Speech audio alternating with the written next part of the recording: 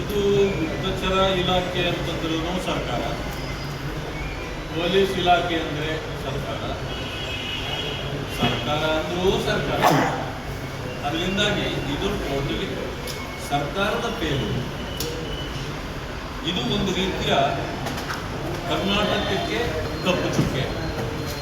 ಒಂದು ಸರ್ಕಾರ ಜವಾಬ್ದಾರಿಯನ್ನು ಮರೆತು ಈ ರಾಷ್ಟ್ರದ ಪ್ರಧಾನಮಂತ್ರಿಗಳು ಬಂದಾಗ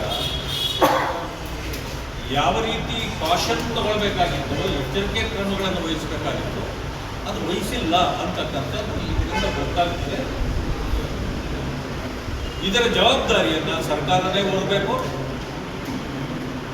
ರಾಜ್ಯದ ಜನರಿಗೆ ಉತ್ತರ ಕೊಡಬೇಕು. ಏನಾದರೂ ಅನಾಹುತಗಳು ಆಗಬೇಕು. ಇದು ಕರ್ನಾಟಕದ ಮಟ್ಟಕ್ಕೆ ಎಂತಹ ಒಂದು ಕೆಟ್ಟ ಪರಿಣಾಮ ಬೀರ್ತದೆ ಅಂತಕ್ಕಂಥ ಪ್ರಜ್ಞೆ ಅವರಿಗೆ ಯಾಕೆ ಇರಲಿಲ್ಲ ಅಂತಕ್ಕಂಥ ಪ್ರಶ್ನೆಯನ್ನು ನಾವು ಮಾಡಬೇಕಾಗ್ತದೆ.